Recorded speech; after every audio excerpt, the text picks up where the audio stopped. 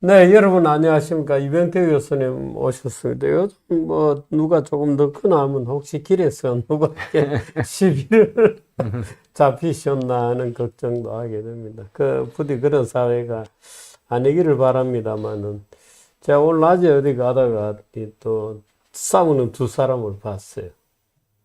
참 걱정됩니다. 국민들이 이렇게 분열되고 하면 안 되는데, 근데 어떻든 정치는 계속해서 지금 이 양 단체가 모두 구심력을 아주 뭐 그런 회오리 정치를 하고 있습니다. 회오리 결말은 어딘가 가서 붕괴하는 건데, 네, 모르겠습니다.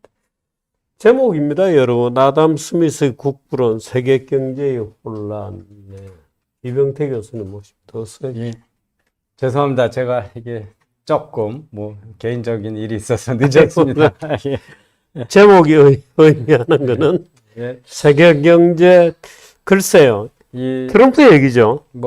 우리도 그렇고, 네. 트럼프 취임식 방송들 보셨을 텐데요. 네. 보면서 과연 이 트럼프의 집권과 트럼프의 그 시대를 훗날 역사는 어떻게 기록하고 미국 국민은 그거로부터 어떤 교훈을 얻을까 그런 의문이 많이 들었거든요. 네. 예, 네. 그래서 그러면서 우리가 이렇게 단기적인 역사의 격동, 우리나라 내부에 지금 이런 거 네.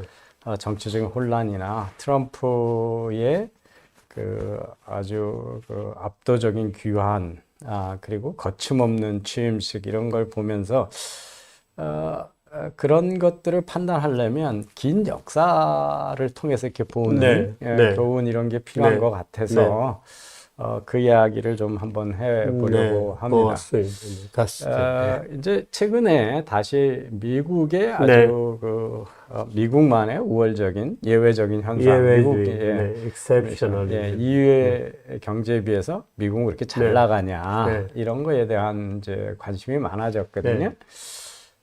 나라가 잘 경제 성장하려면 어떻게 해야 된다. 무려 건 250년 전에 아담 스미스가 나라가 거의 이 수렵 생활의 낮은 단계의 야만적인 상태에서 지금 우리 사회가 누리고 있는 게 아마 가장 높은 수준의 풍요로움이겠죠. 이 대한민국 망한다고 그러고 걱정하는 신문이 많지만 적어도 지금이 우리 역사에서 가장 풍요롭고 가장 평화롭고 몇 년인지는 모르지만 그래서 5,000년으로 잡아도 그건 5,000년은 완전히 뻥이고요.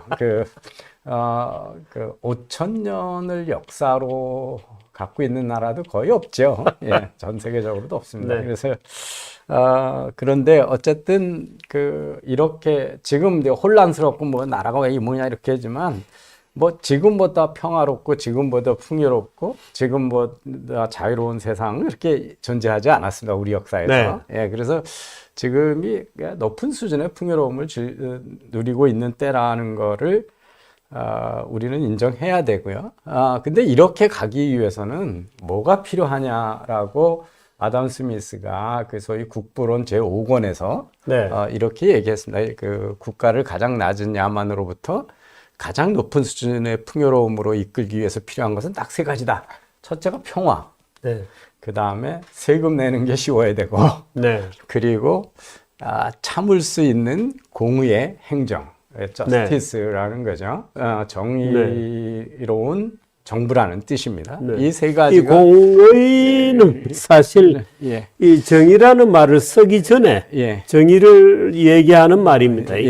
Tolerable Administration of Justice라고 되어 있습니다. 그래서 이 세 가지가 사실은 이 세 개가 있으면 나머지는 자연스럽게 결과적으로 다 도출이 된다. 이제 이런 거죠. 자연스러운 사물의 과정. 그래서 all the rest being brought about by the natural course of things. 그러니까 자연스럽게 흘러간다는 거죠. 그래서 이게 이제 250년 전에 아담 스미스가 했던 네. 이야기입니다. 그래서 EU하고 최근에 제가 이렇게 보니까 EU하고 미국의 이 세 가지 관점에서 비유하는 자료들이 있더라고요. 그래서 네. 이제 이 평화라고 하는 건 국내적으로 범죄가 얼마나 적냐, 전쟁을 하고 있냐 안 하냐, 네. 이게 평화겠죠, 그죠? 네. 네, 그러니까 국내에서 얼마나 사람들이 이 범죄 내지에 그 노출되지 않고 네. 평화롭게 살 수 있고 국제적으로도 군사적으로도 평화로우냐 하는 건데요. 미국 사람들은 네. 이 범죄가 미국의 범죄가 어떻게 되냐 그러면요. 올라간다는 사람들이 훨씬 많아요. 네. 전체적으로 사람들은 올라간다고 생각을 해요. 네. 그래서 이 1년 전보다 범죄가 더 많아졌다. 네. 폭력 범죄가 많아졌다. 보시면 2000년서부터 15년서부터 23년 계속 올라가잖아요. 그죠? 네. 예. 그리고 당신이 살고 있는 지역에도 그렇게 지역에도 생각하는군요. 생각하는 거죠. 그리고 국가적으로 네. 전체, 미국 전체는 더 많다고 생각해요. 그러니까 네. 자기 동네보다 국가는 더 전체적으로는 더 평화롭지 않다고 생각해요. 근데 미국의 실제 범죄 그 폭력 범죄 통계는 이런 겁니다. 10만 네. 명당 바이런트 그러니까 아주 폭력적 범죄, 살인, 강도 뭐 이런 겁니다. 380명이군요. 예, 네. 747명에서 380명, 10만 절반입니다. 명당 10만 절반으로 절반. 줄었어요. 한 10년 사이에. 그 다음에 10만 명당 12살 이하의 1000명당 네, 이런 희생자 수. 희생자 네. 수도 거의 3분의 1로 줄었습니다. 12살 80명에서 이상만 20명에서 따져도 3분의 1. 예, 네. 예, 이렇게 줄고 있고요. 아, 그다음에 3분의 1입니다. 그죠? 예, 예, 재산에 대한 10만 명당 그 이 재산 범죄. 그 재산 관련 범죄, 이제 도둑 뭐 이런 네. 거죠.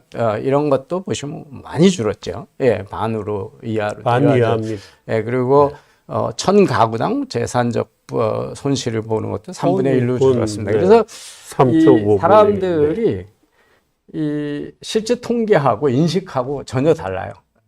이 인식이면 이제 종말이지. 예, 지금 정말로 미국에서 가는 범죄가 네. 계속 더 갈수록 사회는 포악해지고 범죄가 많다고 그러는데 네.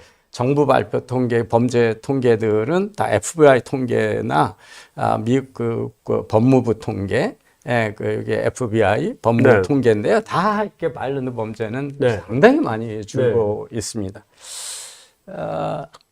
이제 이 선거할 때 네. 이 범죄에 관한 이렇게 범죄를 어떻게 중요한 이슈다 생각하는 사람들은 네. 뭐 리퍼블리칸이 되든 데모크래틱이 되든 다 네. 이 범죄 대통령이 해야 될 게 범죄를 예방하고 처단을 해야 공화당이 될- 더 높군요. 예, 항상 뭐 그 강력한 네. 법치에 대한 요구는 공화당 측이 높아요. 네.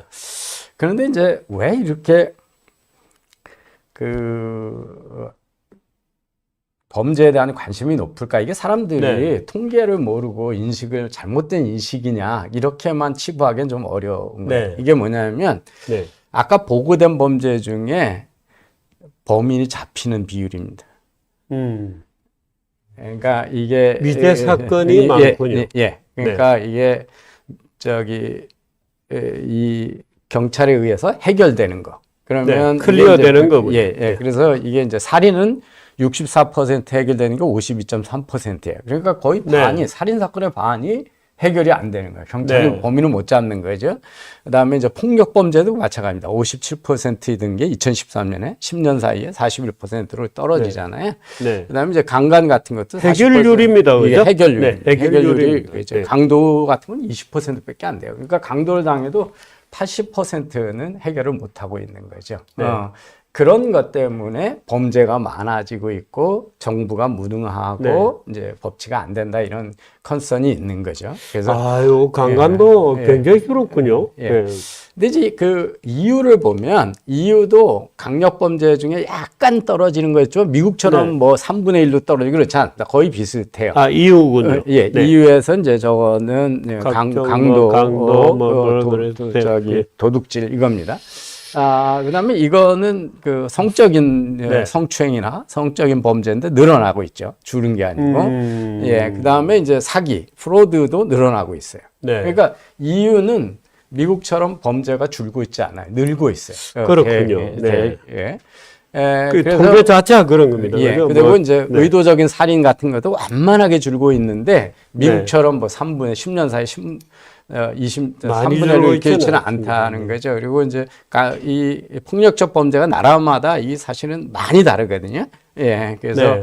이 스웨덴 이런 나라가 우리가 부러워하는 룩셈부르크, 덴마크 이 스칸디네비아 국가들이 상당히 범죄율이 높아요. 예, 허허, 보시면 예, 그래서 이게 이제 강도고요. 예, 그다음에 이게 도난이죠. 도난이고 놀랍게도 진짜 참 스웨덴 1등, 룩셈부르크 2등, 덴마크 3등, 3등, 프랑스, 핀란드 우리가 이 행복도가 높다 그러는 벨지엄이라고 그러는 나라들이 왜 이런 이쪽에서도 네? 스위스, 노르웨이 다 우리가 서구 그 국가들의 네. 예, 상당히 그 북쪽에 있는 나라들 분배 잘하고 복지 잘 돼 있는 나라들이 유럽에서도 범죄율도 높은 네. 나라들이에요. 그래서 이제 범죄가 그런데 여기서 그 이후에 왜그 반이민적인 네. 우파들 정당이 이 인기를 끌고 있는지를 알 수가 있어요. 이게 네, 그렇군요. 이 지금 스웨덴에서 이 외국에서 태어나서 이민 온 사람들, 네. 그게 이제 뭐 난민이고 다 합쳐져. 네. 이민자 수가 이렇게 쭉 늘었거든요. 역사를 네. 가면서 지금 이제 12%예요. 전체 국민의 12%가 외국에서 태어나는 건데 이 인구 10만 명당 살인 사건을 보시면 이렇게 네. 늘어납니다. 그래서 이게 그 외국의 이민자를 많이 받은 게 이 북부 유럽의 결과적으로? 이런 데 결과적으로 범죄, 강력 를 범죄가 높였다. 높이는 거죠. 그래서 이렇게 진보 정행에서 보면 지금 독일이나 뭐 프랑스나 이탈리아 같은데 우파 또는 극우 정당들이 인기가 올라가는 게 이상한 것처럼 보이지만 네. 거기 사는 사람들이 볼 때는 사회가 와해되고 있는 네. 모습입니다. 그래서 이게 이제 범죄율하고 상당히 그 관련이 높고 사회 바이런스다. 그래서 이제 전쟁 그 국내 범죄만 보면 미국이 훨씬 네. 유럽보다 그 범죄의 싸움에서 이기고 있는 거고요. 전쟁은 지금 바이든이나 트럼프 네. 다 두 대통령이 다 자기가 집권하고 나서 새로운 전쟁에 하나도 참여하지 않았다 이걸 이제 네. 강조했고요. 미국은 지금 어떤 나라하고도 자기네 군사를 보내서 전쟁을 치르고 있지 않은 네. 거의 유일한 때입니다. 지금 네. 지지를 주지 않고 그래서 대규모적이고 직접적 전투 역할을 하고 있지 않는 시대고요. 이 우크라이나하고 러시아 전쟁이나 이스라엘 하마스 전쟁에도 정치적, 경제적, 군사 원조, 외교적 지원을 하는 거지 네. 전투적인 지원은 절대 안 하고 네. 있죠. 그래서 그 전쟁 면에서 지금 미국이 가장 평화로운 때를 지금 입니다. 지내고 네. 있고요. 이 트럼프 대통령은 그 원래 공화당이 그 사실은 고립주의였잖아요. 원로주의 해가지고 네. 우리나라에서 이제 뭐 에치슨 라인 해가지고 네. 한국 네. 그 방어 안 한다 그러면서 네. 이제 6.25 전쟁을 일으켰던 게 이게 바로 이제 네. 미국의 고립이고 자기네는 그 미국 그 아메리카에서 새로운 나라를 건설하는 거에 집중하지 네. 다른 데 전쟁에 관심을 안 갖겠다 이제 네. 이런 게 미국의 원래 전통적인 공화당의 네. 그 고립주의인데 지금 트럼프는 오랜만에 사실은 이 고립주의를 아주 네. 노골적으로 들고 나온 네. 거죠. 우리는 지금 뭐 윤 대통령도 그렇고 보수일각에서 한미일 안보 연맹에 관한 네. 기대도 높고 그렇지만 사실 트럼프의 고립주의하고는 지금 이제 충돌하고 네. 있는 거고 한국의 주한미군 그 분담금 같은 거의 협상의 카드로 김정은을 활용할 가능성이 상당히 높은 이게 이제 그 자기가 딜 잘하는 비즈니스맨이라고 해서 네. 상대방한테 협상력을 갖는데 네. 협상 카드가 이제 미국 시장도 있지만 북한이라고 하는 카드를 트럼프 대통령이 한국의 그 주한미군에 대한 분담금을 높이는데 협상 카드를 쓸 공산이 상당히 농후해졌다. 이제 이 점이 지금 이제 우파들이 조금 우리나라에서 지금 트럼프의 집권에서 지금 네. 관심을 갖는 이유 중에 있거든요. 그래서 전체적으로 평화라고 하는 관점에서 미국이 유럽에 네. 비해서 이제 우위에 있다. 이게 네. 첫 번째 이유고요. 두 번째가 이제 쉬운 세금인데요. 이 그냥 명목상 최고 한계 세율은 미국이 42.3%고요. 네. 유럽연합이 55.9%에서 10%까지, 불가리아는 10%고요. 네. 덴마크는 55.9%거든요. 그래서 네. 평균은 42.8%로 42.3%하고 42.8%니까 최고 한계 뭐 소득세율은 큰 차이가 없다. 없습니다. 네. 미국도 뭐 중소기업이 이 세금 납부하느라고 감면받고 하느라고 너무 복잡하고 시간 많이 내고 그래서 이 세금 규정 같은 것들이 너무 비용이 많다 뭐 이런 불만을 얘기합니다. 그런데 이제 우리나라 기업하고 달리 유럽이나 미국 기업들은 절세를 할 수 있는 수단이 훨씬 용이합니다. 그게 뭐냐면 유럽 국가들은 아일랜드에다가 본사를 두는 거예요. 그러면 아일랜드 내에서 일어나는 매출에 한해서만 세금을 내고 다른 나라에서 일어나는 유럽이나 해외에서 일어나는 모든 매출에 대해서 세금을 아일랜드가 안 하니까 그러니까 형식적인 법인을 아일랜드에다 둬야죠. 근데 미국은 델라웨어에다 두면 되거든요. 델라웨어에 두면 세금을 절세를 많이 합니다. 그래서 그 소위 이제 우리 지적재산권 쓴 돈 이런 것들 다 투자로 해가지고 그 법인세에서 빼주거든요. 그래서 이제 쉽게 말하면 스타벅스가 델라웨어에다 본사를 놓고 다른데 회사에다가 전부 스타벅스 로고를 쓰는 거를 그 IP 그 상표권을 사용하는 요금을 내면 그거는 그냥 다 비용으로 아주 소득에서 빼주기 때문에 실제 저 최고 한계 소유를 내는 경우는 거의 없는 거예요. 근데 이제 다른 나라에다 법인을 넣는 거하고 같은 나라에서 다른 주에다 내는 거는 이제 미국이 훨씬 쉽잖아요. 그래서 또 뭐 아니고 이사에 갈 수도 있고, 이사 갈 수도 있고. 미국도 이제 글로벌리 매출이 많은 나라들은 다 아일랜드에다가 본사를 두고 있잖아요. 그래서 우리나라에서 이제 구글이 세금 안 낸다 이런 얘기할 때 보면 다 세금 계산서가 아일랜드에서 끊어지는 거거든요. 그래서 애플도 마찬가지고요. 그래서 미국이 유럽보다는 약간 쉽다. 같은 나라의 다른 주에 가면 이제 이런 게 있다. 세금을 절세할 수 있는 수단이 있다. 그러니까 우리나라 기업들이 이런 점에서 이제 불쌍한 거예요, 그죠? 다른 데로 갈 데가 없잖아요. 지자체들 세금이 전부 국세니까 이게 어떤 지방에 가서 뭐 요새 경기가 나쁘니까 강원도가 뭐 대대적으로 법인세를 낮게 해가지고 안 받고 뭐 이렇게 해주면 얼마나 좋겠어요. 그러면 그러면 페이퍼 컴퍼니라도 전부 춘천에다 세워가지고 할 텐데 그런 면에서 이제 지방자치 또는 이 분권화된 경제 권력을 분권하는 거가 필요하죠. 근데 이제 제주도도 그걸 못 하고 이러죠.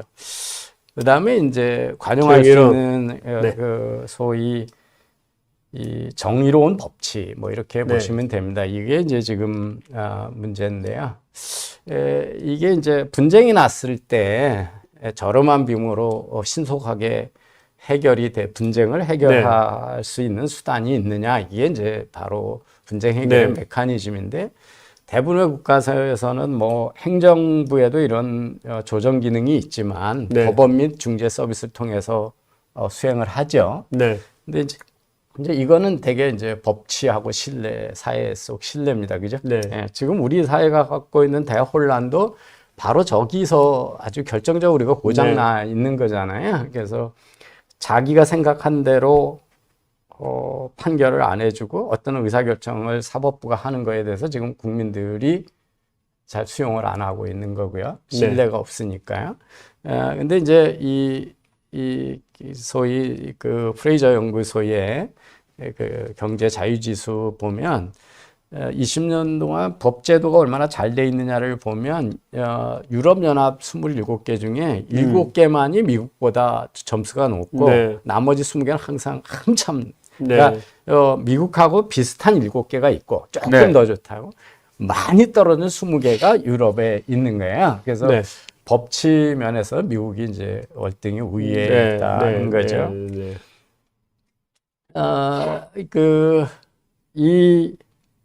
이 법치, 그래서 이제 세 가지로 보면 미국이 이 아담 스미스가 이 1766년에 우리가 이제 국부론 이렇게 얘기하지만 사실은 원래 이름은 이렇게 길잖아요. 네. 예, 그래서 이 나라의 북부의 부의 원천에 원과 관한 성격에 네. 관한 연구 이런 얘기죠. 예, 그런 연구에 입니다. 1776년에 출판됐고 이제 이 아까 풀로 하면 국부론인 성격과 원인에 대한 조사 이렇게 네. 되어 있습니다. 이거 당연히 현대 경제학의 이제 기초가 되는 책이고요. 이 국부론은 사실은 5권으로 볼륨 5로 되어 있으면 한 책으로 나오지만 네. 안에 볼륨 1서부터 이거였고요. 1번은 이제 여러분이 잘 아는 그 분업의 네. 장점, 네. 전문화와 분업이 디비전 생산성을 오브레이크. 높인다는 네. 거고요. 그리고 그게 이제 그게 어떻게 자유시장 경제에서 워킹하냐, 그거는 임금을 벌고 이익을 더 많이 얻으려고 하는 사람들의 네. 그 동기, 그것 때문에 이 이제 분업이 확대되고 사회가 생산성 높은 사회로 간다 이런 네. 얘기고요. 그래서 이제 여러분 잘 아시는 우리가 저녁에 스테이크를 먹을 수 있는 거는 또는 빵을 먹을 수 있는 거는 빵집 주인의 자비가 아니라 돈 벌려고 하는 욕심 때문에 우리가 좋은 빵을 먹을 수 있다, 이제 이런 얘기가 여기서 나오는 거고요. 경제 발전을 이제 뭐 수렵서부터 농업, 유목적인 농업, 정착적인 농업, 그 봉건적 농업에서 우리 지금 자본주의 4단계로 이렇게 본 건 뭐 일반적이고요. 그 안에서 이게 잘 작동하려면 사회 제도가 어떻게 돼야 되느냐, 그리고 정부가 세금을 어떻게 써야 되느냐 하는 재정 문제 이렇게 돼 있고요. 이게 가장 유명하지만 사실은 이 책은 이전에 이거보다 한 66년이니까 17년 정도 일찍한 도덕감정 이론에서 철학적으로 왜 잘 사는 사회가 되는가에 대한 철학적인 그 탐구를 하는 거에 연장선에서 나온 책이기 때문에 아마 경제학 좋아하시는 분은 이 2권은 자유시장 경제에서 우리가 꼭 읽어봐야 되는 클래식으로 되어 있습니다. 그래서 뭐 핵심 개념은 이제 노동은 분업화되면서 생산성이 높아진다. 그래서 이제 뭐 우리가 핀을 하나 만드는데 노동자 혼자 하면 하루에 20개 만드는데 이 전문성이 돼서 분업화하면 하루에 100개도 만든다, 1인당. 이제 그게 이제 분업의 특징이고요.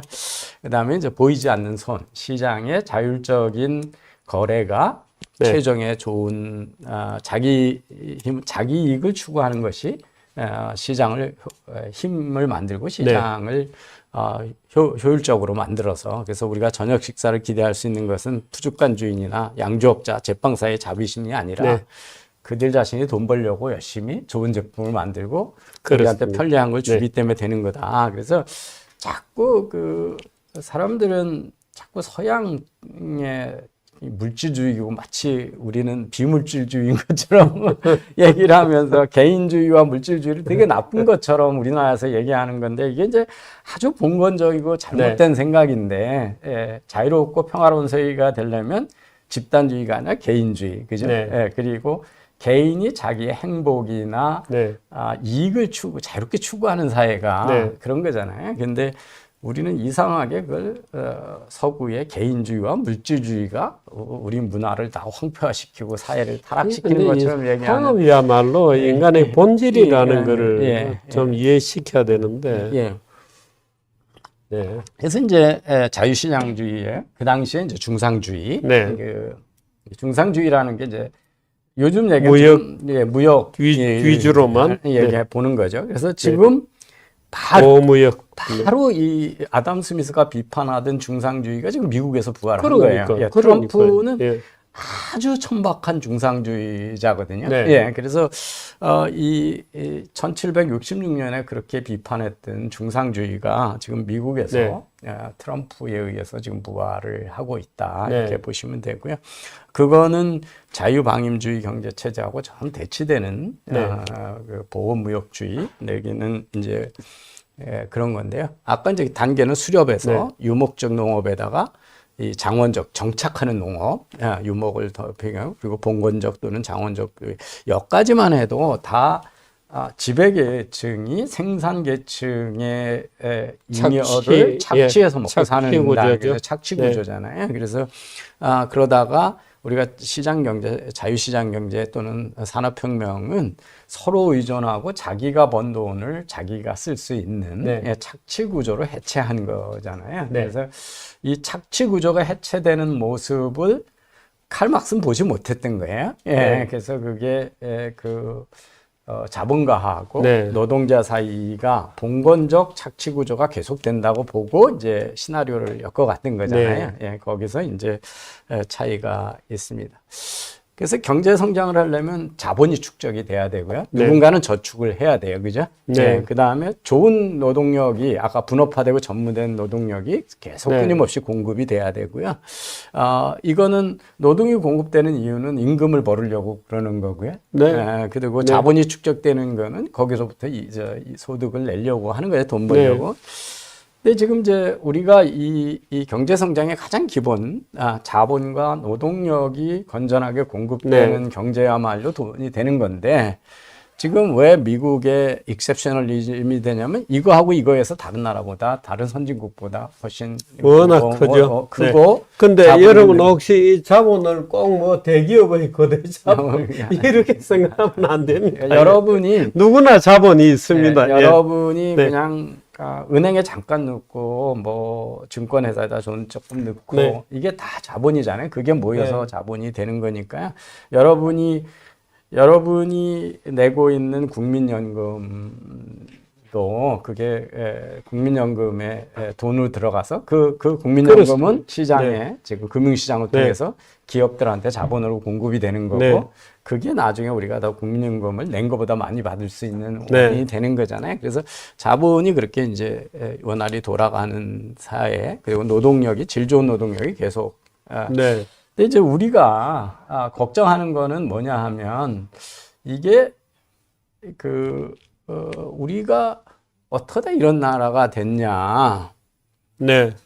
이게 이제 FT에 나온 헨리 기사거든요. 앤 파트너스에서 2024년 지난해에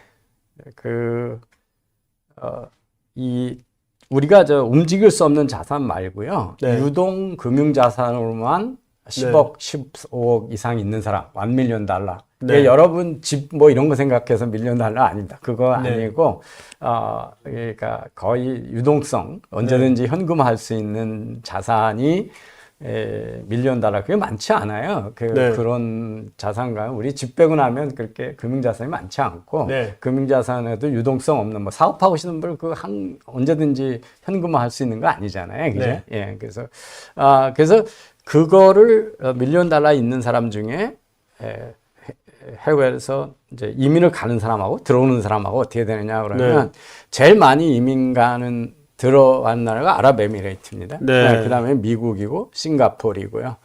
그다음에 캐나다에 호주. 근데 여기 이제 5개 국가에 어느 나라 사람이 많이 가는 거냐면 사실 중국에서 제일 많이 가는 겁니다. 다. 뭐 싱가포르 이런 데 다 마찬가지. 그러니까 네, 네. 중국이 어떻게 될지 모르고 홍콩이 그러니까 홍콩 중국에 있던 부자들이 싱가포르로 여기 가고 빠진 게 이리 가는 거예요. 이런 거 하는 거예요. 네. 그러니까 아랍에미레이트도 마찬가지고요. 네. 그래서 개방적인 나라들에 많이 가는 거죠. 밴쿠버 네. 이런 데 있고 호주도 그렇게 해서 많이 가는 거예요. 네. 근데 지금 절대 숫자로 보면 한국이 4번째로 많이 가는 네. 나라예요. 그래서 2024년 많이 에도 빠져나간다. 800명 네. 이상의 우리나라의 거부들이 나갔습니다. 그러니까 들어오는 사람은 거의 없고요. 외국에서 우리나라에서 살려고 나가는 사람이 많은 나라죠. 그러니까 그리고 아마 요새 고급 인력들 저희도 저희 요새 IT의 수요가 많아가지고 교수 뽑아야 되는데 카이스트가 교수를 못 뽑습니다. 저희 분야에.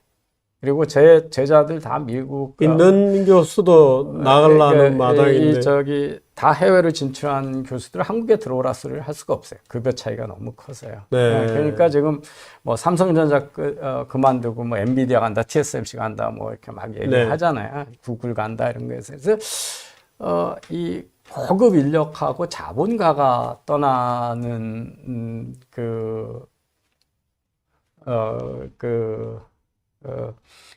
떠나고 있는 나라. 이게 이제, 이게 보면 지금 이제, 영국도 지금 그렇죠. 영국도 그렇고, 이게 국가에 대한 자기 나라의 미래를 불안하게 보는 거거든요. 예. 지금 뭐 보수 주류가 부정선거론에 뻑 빠져 있다. 뭐 그거 빠지면 안 된다고 소리 높여서 이래서 온갖 그 뭐라 그럴까요? 난폭한 공격을 다 받았던 뭐 대표적으로 우리 정규재 주필님, 뭐 조갑재 선생님, 저 뭐 몇 있는데요. 뭐 서글프죠. 어떻게 생각하냐고 물으시면 그런데 저는 이제 거꾸로 생각하면 늘 이제 좀 희망적으로 생각하는 저는 버릇이 있는데 제가 오늘도 아주 제가 존경하는 원로하고 점심을 같이 먹었습니다. 네. 예, 저기 93세 되신 경영인인데 지금도 스키를 타시고 등산을 하시고 그런 분인데 네. 오늘 새벽에 누구하고 조찬 모임이 아침에 7시에 네. 있으셨던 거예요. 그래서 6시 반에 집 밖에 나왔는데 기사가 안 왔어요. 그래서 전화를 했더니 기사가 깜빡 오늘 주차 있는 거 하고 자고 있다고 그러는 거예요.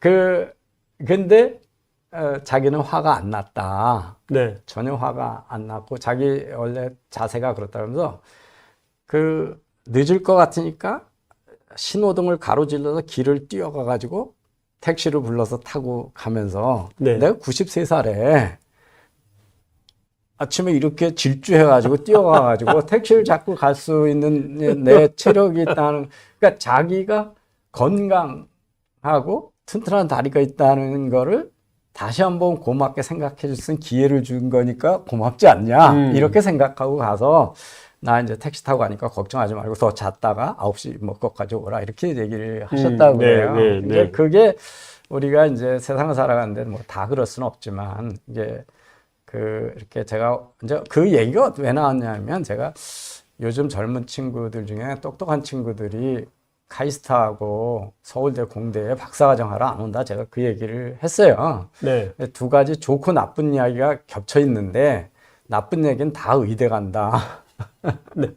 두 번째는 진짜 똑똑한 애들은 창업한다. 박사과정 안 오고. 네. 그거는 대한민국에서 좋은 일이다. 네. 그러니까 그런 얘기를 했어요. 그러면서 제가 새로 사업을 하겠다는 젊은이들한테 당신이 어떤 얘기를 해주고 싶으시냐. 평생 사업을 해서 잘 일으켰는데 네. 그랬더니 이제 첫 번째가 기업은 돈 버는 거 외에도 향기가 있는 스토리가 있어야 기업이 영속한다. 네. 어떤 사업하는 거에 대한 철학적, 도덕적, 그리고 회사의 구성원이라는 게 어떤 커뮤니티로 살아가야지 되는지 그 향기를 입히는 일이 되게 중요하다. 그러고 두 번째는 아주 긍정적인 마인드가 중요하다. 그러면서 이제 오늘 아침 그 얘기를 하시는 거예요. 그래서 어떤 일이 있을 때 이거가 나한테 지나간 일은 이미 벌어진 일이고 그거는 자기가 화내고 저거 한다고 아무 소용없지 않냐. 그러면 거기로부터 자기가 얻을 수 있는 다른 forward looking하는 미래지향적인 생각으로 빨리 생각하기 어려운데. 예, 그거를 하는데 이제 본인은 그게 학도병으로 16살에 가서 워낙 고생을 하면서 자기가 살아 돌아온 게 기적이고 다 죽었고 6.25 때 그러면서부터 이제 생긴 거라고 믿으시더라고요. 근데 이제 저는 이게 정주필님이나 저나 부정선거론이 보수를 망칠 거다 이런 얘기를 많이 했고 말이 안 되는 얘기를 많이 했잖아요. 그럼에도 불구하고 점점 세가 커지고 저희들이 공격을 받고 그들은 애국한다고 생각하고 음모론을 퍼뜨리고 그랬었잖아요.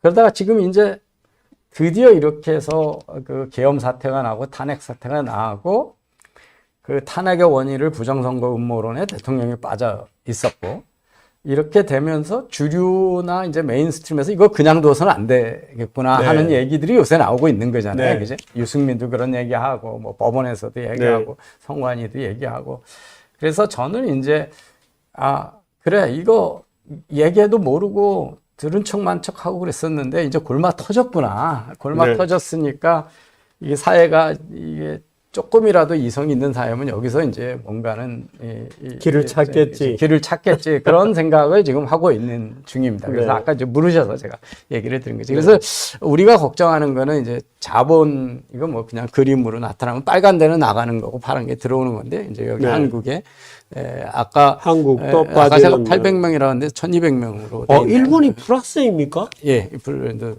일본이 플러스인 이유는 어떻게 되죠? 뭐 일본이 옛날에 투자해놨던 것들이 들어오는 건가요? 이게 사람이 움직이는 거거든요. 이건 사람이다. 예, 움직이는 거니까 제 생각에는 아마 여기도 중국 이런 데서 일본이 우리보다 훨씬 개방적이거든요. 그렇군요. 예, 자유가 있고 개방적이니까요. 예, 그래서 우리는 지금 뭐 예. 못 나가게 하는 법이 있고 그런데도 저 나가는 그러니까 뭐 거죠. UK에서 빠지는 거는 대개 다 미국이나 캐나다 쪽으로 갈 거고요. 영국도 영국에서 빠지는 거고요. 예, 중국이 영국에 많이 가더라고요. 가기는. 가고 네. 중국은 뭐 지금 제일 네, 큰 네, 컨트리뷰션은 다 중국입니다. 네. 예, 그리고 이제 뭐 인도는 거의 다 미국이고요. 예, 그렇게 돼 있습니다. 그래서 이제 이렇게 돼서 그런 거야. 제한된 정부 이거 중요한 겁니다. 예, 네. 그래서 이제 정부가 해야 될 기본적인 책무 네. 3가지만 해라. 네. 다른 거 하지 마라. 국방. 네. 그 다음에 이제 법치. 네. 예, 법과 질서. 그 다음에 이제 네. 민간에서 투자 안 하는 인프라, 공공재 인프라 네. 투자. 뭐 이거는 논란이 많습니다만 이 3가지 이상 하는 거는 정부가 큰 정부란 얘기죠. 그래서 네.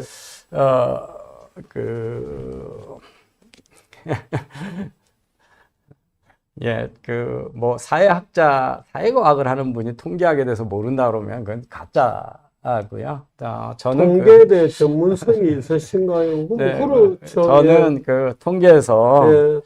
인과관계나 방법론 같은 거에 대해서 논문을 써서요. 저희 네. 분야의 최고 높은 저널에 통계학에 관련된 논문도 몇 개 퍼블리시를 한 사람입니다. 그래서 네. 그 통계학에 대한 전문성이 있냐 그렇게 물으시면 통계학 박사는 아닌데 사회과학 하는 사람들은 통계학을 모르면 그 전부 사입입니다. 그래서 그리고 다른 어떤 분보다 제가 그 통계를 많이 한 쪽에 속합니다. 그리고 제가 지금 성일음 씨, 이 교수님 말씀하신데 죄송한데요. 지금 우리나라 선거 통계를 이해하는 데는 통계에 대한 전문성이 그다지 필요하지 않습니다. 예. 그건 아주 심플한 문제입니다. 네. 지금 이제 제가 트럼프이즘을 우리가 긴 역사에서 어떻게 이해할까를 보면요.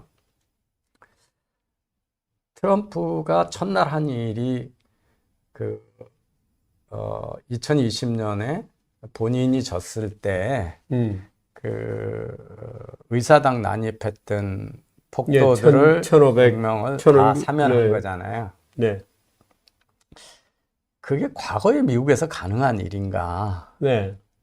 폭력으로 정부 기관을 일이죠. 그걸 내 편이기 때문에 다 네. 사면한다. 그 다음에 틱톡이 국가안보에 위협이 된다고 미국의 모든 정치인들이 해가지고 네. 모 회사 판결까지 났죠. 바이댄스가 중국 회사고 네. 그래서 이 의회에서 양당이 합의하에 네. 법을 만들어서 미국에 있는 틱톡의 중국 지분을 네. 미국 기업한테 팔지 않으면 네. 미국에서 틱톡을 금지시켰다는 법이 통과가 됐고 네. 저는 그게 국가 안보에 위협이 된다는 얘기도 참 미국이 아까도 네. 얘기했지만 이 새로운 마가 또는 중상주의적인 이상하죠. 네. 그거에 빠진 거라고 생각하는데 도대체 그게 틱톡이 국가안보면 우리 유튜브 쓰는 것도 국가안보고 인스타그램 쓰는 것도 미국 국가안보에 다 우리 국가안보에 위협이 될 텐데 그게 나는 어떻게 위협이 된다는 얘기인지도 저는 설득이 없고 팁이 있어서 그게 통신이 되고 아니 그거 뭐 하웨이 통신기기에 칩을 심었다는 건 말이 돼요. 근데 내 스마트폰에다 틱톡 앱 깔았는데 그게 어쨌든 말이 안 되는데요. 네. 트럼프가 그 틱톡의 CEO한테 정치 자금 많이 받고 네.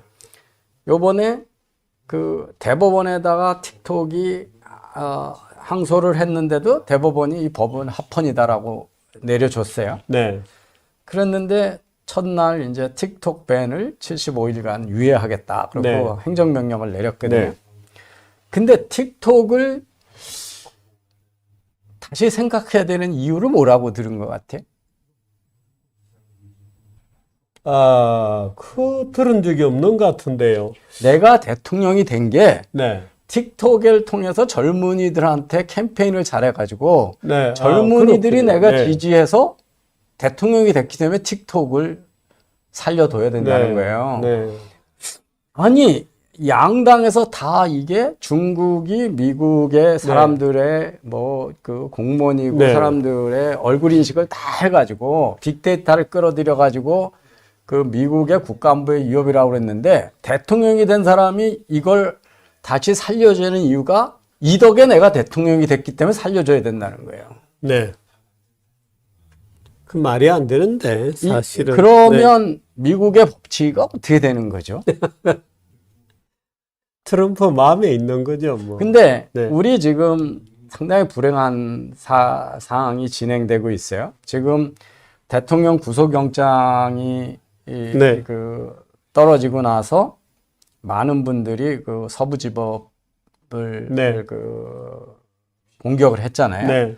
근데 거기 지금 뭐 거의 50몇 명이 지금 구속, 58명인가, 뭐 예. 54명인가가 네. 구속돼 있잖아요. 근데 거기에 대부분이 2030이라는 거예요. 네. 근데 제가 그걸 보면서 기억나는 게 뭐냐면 옛날 삼김이 네. 그 노태우 대통령한테 선거에 지고 분열돼서 네. 그때도 전산 시스템 조작해가지고 부정선거로 노태우가 됐다라는 이야기를 야권에서 했어요. 네. 그때 전산 시스템이 어디 있었냐면 구로구청에 있었거든요. 네. 굉장했죠. 네. 그래가지고 그 얘기를 믿고 젊은이들이 흥분해가지고 호의하고, 네. 가지고 구로구청을 해가지고 옥상에서 한 젊은 친구가 뛰어내렸습니다. 네. 그래서 평생 하반신 불수가 됐어요. 네. 그 정치인들이 아주 그 무책임한 일을 한 거죠. 한 네. 젊은이의 인생을 장애인으로 계속 살게 만들었던 네. 거예요. 그 말 믿고 거기 간 거 정말 바보짓이었거든요. 네. 예, 그렇습니다. 지금 서부지법 그게 왜 그렇게 됐냐. 물론 뭐 극우 유튜브 얘기도 하고 그럴 텐데 우리 사회가 이 지금 야당이 법을 빙자해가지고 정의로운 걸 만드는 게 아니라 그걸로 행정부를 무력하려고 네. 막 그 탄핵을 남발하면서 법을 우습게 만들었죠. 예. 이재명 대표에 대한 그 수사에 대해서 말이 많지만 어쨌든 보여지는 거는 전부 그런 거예요. 뭐 자기한테 불리하게 나면 다 사법부가 잘못했다 그러고 탄핵한다. 아니 이번에는 그다음에 이제 절차적인 예, 문제도 그다음에 많았죠. 이제 이쪽도 네. 마찬가지죠. 그래서 똑같습니다. 이게 우선 윤석열 대통령이 법률인데 우선 사법부가 이런 절차를 탄핵이고 수사하고 할 때 엄밀하게 그 절차적 정당성을 하기 위해서 가장 보수적으로 해석해야 되잖아요. 그죠? 네. 예, 그러니까 공수처가 수사권, 내란죄에 대해서 수사권 없다는 건 자명하잖아요. 그죠? 네. 그러면 직권남용은 소추 못하는 범죄이기 때문에 그 소추 못하는 걸 수사하는데 연관된 범죄로 한다는 할수 얘기는 없죠. 하는 네. 거는 엄청 스트레칭한 거잖아요. 네. 편법이잖아요. 편법. 그리고 지법에다가 영장을 청구해야 되는데 그 서부지법에 가서 한 거 이것도 할 수는 있어요. 할 수는 있지만 편법이잖아요. 네. 그리고 아주 예외 때 할 수 있는 거를 쓰는 거잖아요. 그래서 이런 그 사법부 자체가 그러니까 이런 일을 할 때는 사회가 어차피 분열적인 일이고 조심스러울 때는 모든 절차적 정당성은 가장 보수적이고 원칙적으로 적용해야 되는데 지금 뭐 헌재에 가서도 내란죄를 소추 의결서에서 빼느니 안 내느니서부터 시작해가지고 6명 가지고 뭐 되느니 안 되느니서부터 시작해가지고 모든 것들이 이 절차적 정당성의 관점에서 아주 편법이고 그냥 지 멋대로 어떻게 보면 그냥 멋대로 이렇게 네. 예외를 가지고 정당화하려고 그러는 네. 거잖아요. 근데 이게 사소한 일이고 뭐 개인적인 일이면 그럴 수 있어요. 그런데 이게 국가적으로 누가 봐도 네. 분열적인 일이고 지지자와 반대자가 있는데 이럴 네. 때 이번에는 저는 사법부가 네. 그 공격 받을 짓을 자초를 했다는 네. 거죠. 그래서 이 지금 대통령도 우리가 뭐 소크라테스가 했다고 맨날 인용하는 게 악법도 법이다라고 하는 거죠. 네. 그것도 법치를 하려면 악법도 법이라는 자세가 있을 때 가능하거든요. 이게 악법이 너무 많아서 국민 전체가 동의하면 뭐 저항권 얘기를 할 수가 있는데 네. 일단 개인으로는 뭐 내가 수사받고 체포되고 이런 거를 내가 그게 정당하다고 생각하면 수사받고 뭐 그런데 예. 네, 사실은 헌법재판소, 사법부, 당장 윤석열 검사 예. 등등이 이때까지 그렇게 편의적으로 해온 거예요. 이때까지도 그렇게 편의적으로 해온 거예요. 그러니까 헌법재판소 사전 선거 가지고 확률 계산하는 거 아주 말도 안 되는 얘기니까 자꾸 하지 마세요, 성일음님. 어느 바보예요. 그 말도 안 되는 네. 저 국민들이 통계 바본 줄 알고 한 얘기를 믿고 자꾸 저런 얘기를 하시면 사전 선거가 어떻게 나올 거라는 걸 통계적으로 예측할 수가 없는 거예요.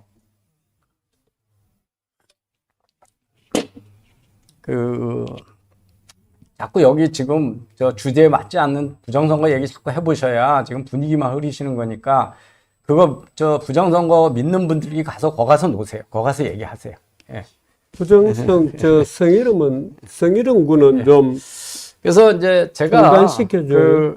네. 이 보수 일각의 이 어떤 뭐랄까 지적인 빈곤이 뭐냐면 저 내거는 게 이렇게 스톱 더 스틸. 네. 이거 완전히 트럼프 마가가 하던 거 그대로 갖다가 하는 거잖아요.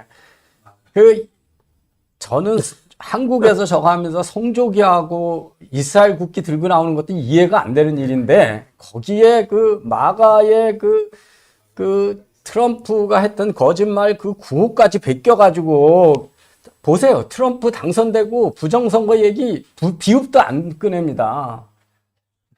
그래서 보세요. 그거 아주 1월 6일 날 그거 사면하기 위해서 고명분 하느라고 그런 얘기 하는 거고요.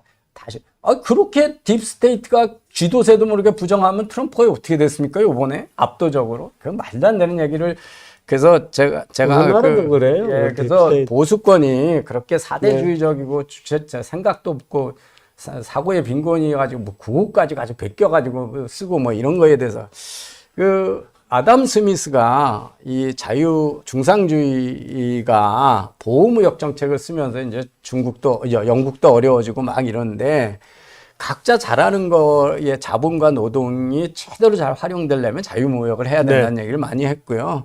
중상주의 안에서 무역을 해서 수입은 줄이고 수출만 잘하려고 하는 이율배반적인 규제 정책이 경제 성장을 이제 저한다고 그랬고요.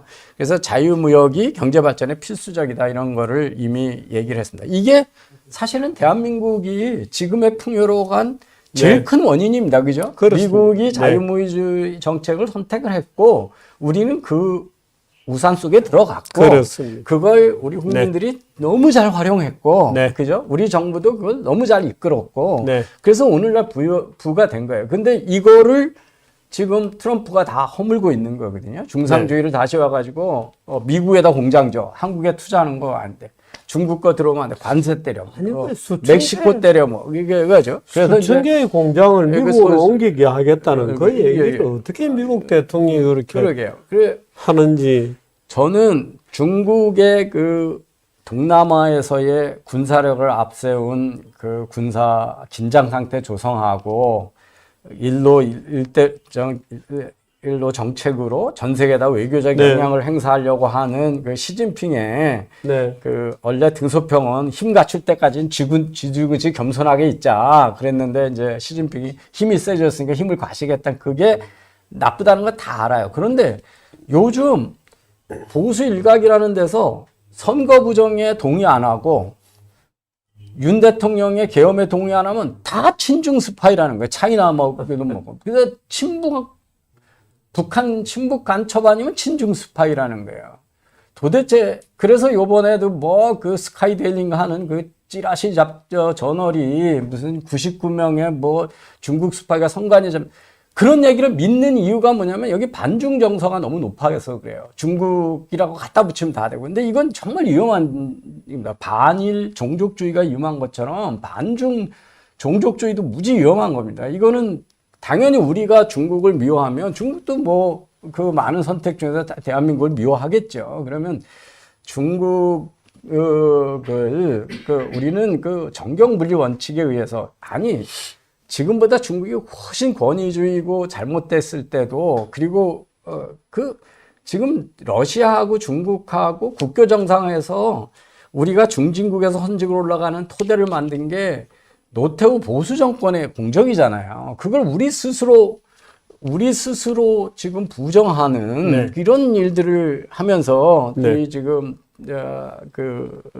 거기다 갖다가 막 결합시키는 이런 것들이 자유무역주의에서 이제 되게 위험합니다.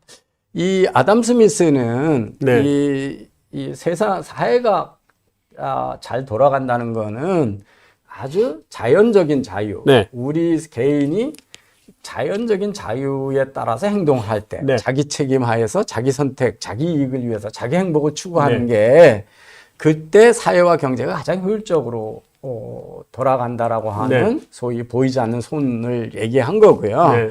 그리고 이제 개인의 자유로운 선택과 경쟁이 부를 창출하는 거에 핵심이다 이런 이제 얘기를 한 거죠. 네. 그래서 이 자연주의적인 자유인데 우리는 지금 보수냐 진보냐 좌냐 우냐 이런 얘기를 할 때 어떤 보수고 어떤 우파를 얘기하는 거냐. 여러분 공산주의가 나쁜 게 개인의 자유와 행복 추구권을 인정 안 하는 거잖아요.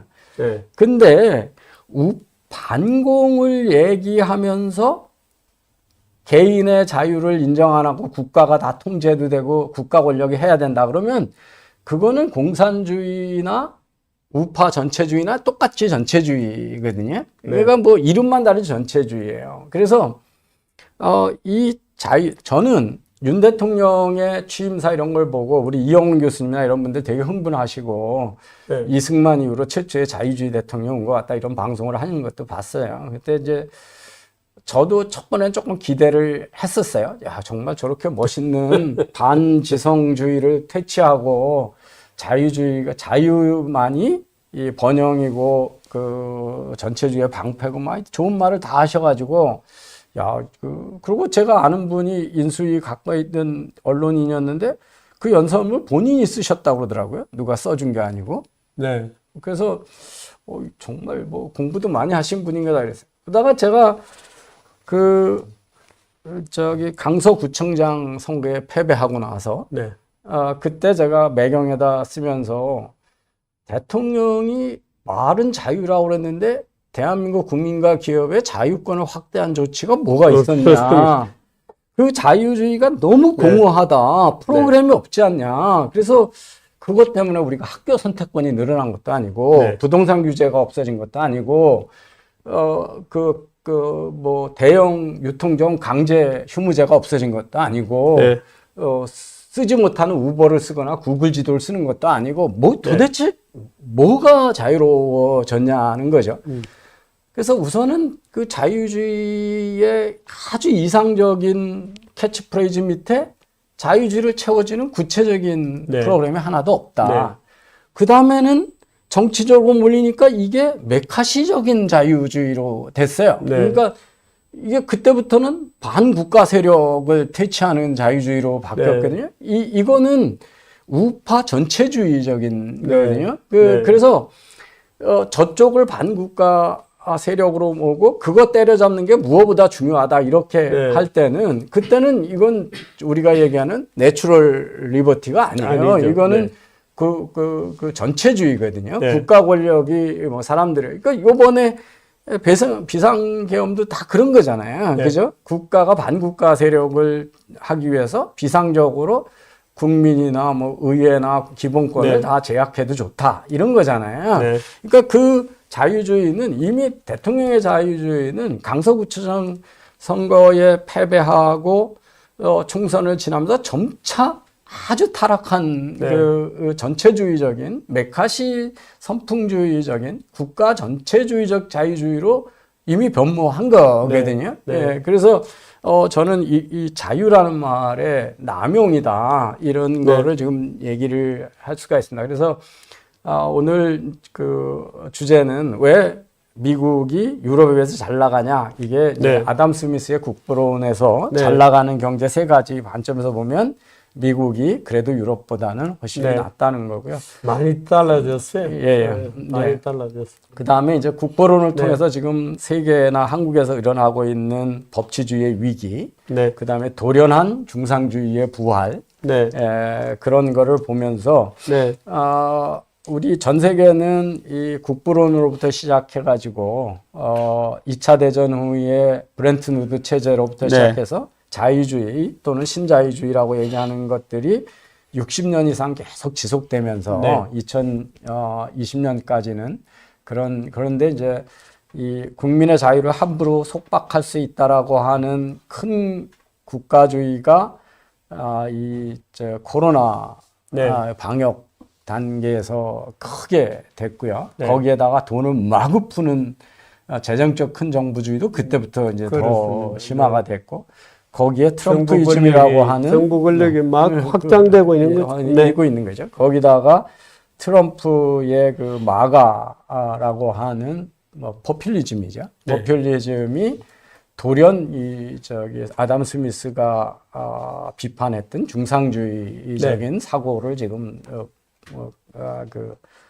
다시 부활시키고 있어서 네. 한마디로 얘기하면 한국 경제의 큰 위기입니다. 왜냐하면 네. 우리는 그 자유무역에 근거해서 경제를 발전시켜 왔고 네. 내수를 확장하는 정책에 계속 실패해 왔거든요. 그래서 그렇습니다. 네. 지금 그거 준비도 안 돼 있는데 지금 자유무역이 위축되는 그 지금 중상주의 때되는 보호무역주의가 아주 기승을 부리게 생겼고요. 그 자유무역주의의 가장 큰 챔피언이고 수호자였던 미국이 타락했기 때문에 네. 한국 경제도 그다음에 이제 법치 문화적으로 트럼프의 그 옛날 같으면 명분 따지고 이런 거 얘기할 때 근데 뭐 여러분 아마 그 취임식 연설 하시는 걸 보고 이 트럼프가 가져오는 문화적 타락의 모습들이 얼마나 다양한가를 네. 저는 거기 있던 바이든하고 해리스 부통령이 정말 불쌍하더라고요. 앉아 있는 사람 앞에다 놓고 미국 역사상 가장 워스트 가버먼트는 끝났다. 최악의 정부가 오늘로 끝났다. 이렇게 얘기를 해요. 아이고, 참. 완 오브 댐이 아니라 디 워스트가 끝났다. 뭐 이런 얘기를 앞에다 놓고 얘기를 하더라고요. 그래서 이 트럼프는 정말 다른 사람이다. 인격이네. 그래서 다른 하나는 윤석열 대통령하고 트럼프 다른 건 뭐냐면 지지자들이 정권 바뀐 거를 확연히 인식하게 해줘요. 네. 첫날부터 전에 잘못됐다는 네. 그냥 마구 일을 하잖아요. 재생에너지 보조 정책 끊고 뭐 네. 파리 협약 탈퇴하고 뭐 이렇게 그런 일들을 하면서 그래도 정권 바꾼 이유는 확실하죠. 네. 네. 근데 우리는 정권 바뀌고 나서 정권 바뀌어서 이재명 대통령 안 맞는 거 빼놓고는 뭐 한 게 네. 뭐지? 이 의문을 지금까지 가지고 있잖아요. 정권 바뀌어서 한 일이 뭐냐? 도대체 윤석열 대통령은 대통령을 왜 하고 싶어 했지? 뭔 일을 하겠다고 국가를 어떻게 바꾸겠다고 했던 거지? 뭐 이런 거에서 그것은 의문이 남는 거잖아요. 근데 이제 트럼프를 지지하는 사람들 입장에서 보면 확실하게 액션 오리엔트 돼 있고 정권 바뀐 이유. 그게 옳다 나쁘다는 아니죠. 저는 모르겠습니다. 긴 역사에서 보면 미국이 약간의 혼돈 내지는 그 충동적 반동 상태를 지금 경험하고 있다. 저는 그렇게 봅니다. 그래서 훗날 트럼프 2기를 그렇게 그 친절한 언어로 기억할 사람이 많지 않을 거다. 그런 결과를 예상하고 있습니다. 왜냐하면 저는 아담 스미스를 믿기 때문에 그렇습니다. 아니 벌써 뭐 많은 주들에서 반격이 벌써 또는 반격 그럼요. 또는 거부 법적인 문제 삼기 뭐 이런 것들이 벌써 일어나고 있어요. 그 나중에 어떻게 될지 모르겠습니다만 지금까지는 어떻든 미국과 유럽이 예. 상당한 그 여러 가지 구조적 차이를 만들어내면서 잘 진행되어 왔습니다. 그런데 문제는 이제 우리가 트럼프 시대를 어떻게 극복할지 앞으로도 좋은 말씀을 많이 좀 해주시고 이 나라의 갈 길을 좀 밝혀주시기 바랍니다. 네, 고맙습니다. 네.